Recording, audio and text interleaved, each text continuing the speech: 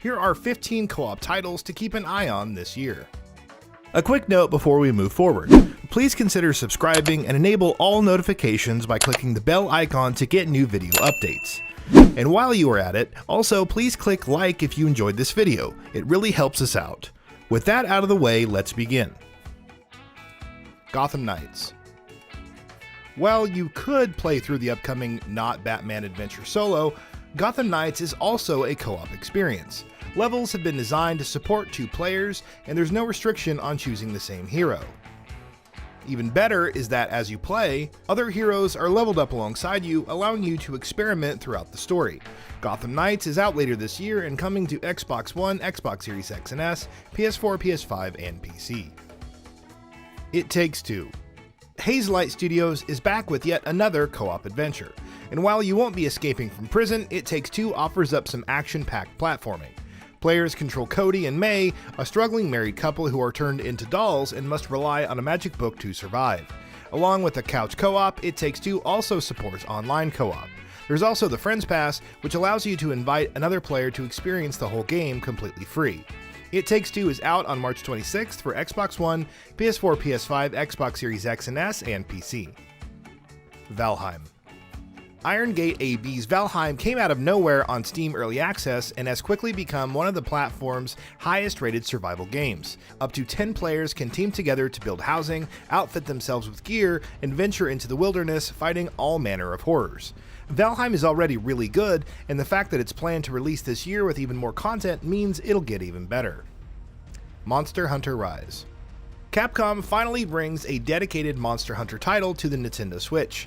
Focused on Kamura Village, the player must stop the rampage from destroying everything. Along with new players like Magnamalo, there are several returning creatures like Rathalos and Mizitsune. Combat has also seen numerous new features like wirebug attacks, monster riding, palamutes, and more. Monster Hunter Rise is out on March 26th for Switch, and like its predecessor, it should be an excellent co-op experience. Outriders. With all the shared world live service looters over the years, it's nice to have a finite looter shooter with co-op support. Outrider offers 4 classes, numerous character slots, and a hefty amount of customization for each, whether you prefer tanking damage as the Devastator or manipulating time as the Trickster. This particular futuristic setting and story may not be for everyone, but having a decent end game out of the box is nice. Outriders is out on April 1st and will have a substantial demo available until then. Back 4 Blood. A Left 4 Dead spiritual successor from the team that made the original. What more is there to say? Back 4 Blood features more of the same 4-player zombie killing and quip trading of the Left 4 Dead series. It has its own unique twists though, like cards that can either modify one's stats or spawn more dangerous threats. Launching on June 22nd, Back 4 Blood is coming out to Xbox One, PS4, PC, Xbox Series X and S, and PS5. The Ascent.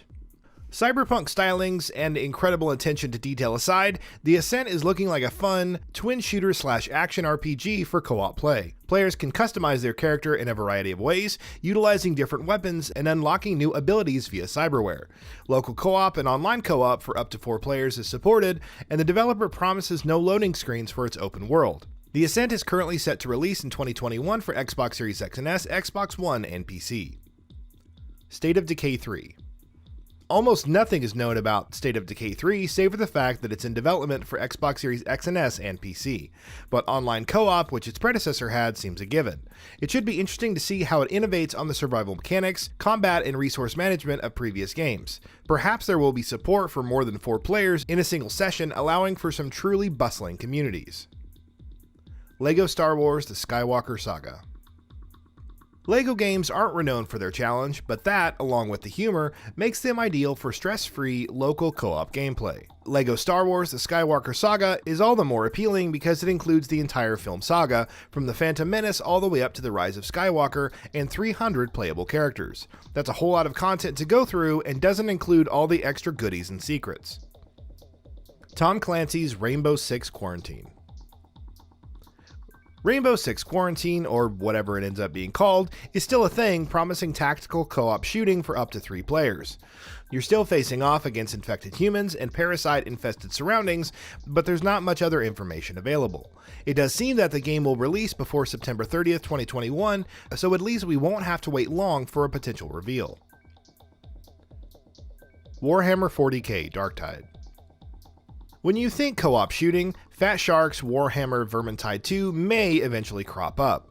The developer takes the same 4-player co-op formula into the Warhammer 40k universe with Darktide, as players control Imperial Guardsmen sent to Atoma Prime to dish out justice. Though there will be more of a balance between melee combat and gunplay, just the fact that chain swords are confirmed is enough to get us excited. Darktide is out this year for Xbox Series X and S and PC. Hood, Outlaws and Legends. Not interested in killing waves of AI foes? Why not conduct a heist instead?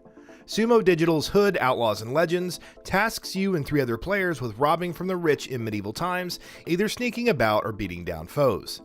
Of course, as you progress through a heist, a rival gang of 4 other players will also be looking to steal the treasure. With a stylish look and setting, Hood, Outlaws and Legends may be worth checking out for a different kind of PvEVP experience. Halo Infinite. We've yet to see any new gameplay from Halo Infinite since its middling debut demo, but 343 Industries has been making strides, showcasing more multiplayer features and discussing visual improvements. With 2-player local co-op and 4-player online co-op previously confirmed, we can only hope that all the tenets of a fun Halo co-op experience are intact. Halo Infinite is out this fall for Xbox One, Xbox Series X and S and PC, so it's going to be a long wait in the meantime. Dying Light 2. It's a mystery at this point as to whether Dying Light 2 is out this year or not, but online co-op has already been confirmed beforehand, which should come as little surprise given how well the previous game handled it. Players can join each other's games and take on different open-world missions and activities. Whether they can see each other's cities or take on content unique to them remains to be seen, but it's an intriguing prospect. Hopefully we'll learn more in the coming days. Evil Dead the Game. Saber Interactive has a new co-op horror title coming up, this time focusing on Evil Dead. It sees the king himself, Bruce Campbell, reprising his role as Ash Williams, and includes more than 25 weapons. So if wielding a chainsaw and taking on deadites with friends across numerous maps, with the option for PvP sounds like fun, then Evil Dead the Game should offer a groovy time. It's out this year for Xbox One, PS4, PC, Xbox Series X and S, PS5, and Nintendo Switch.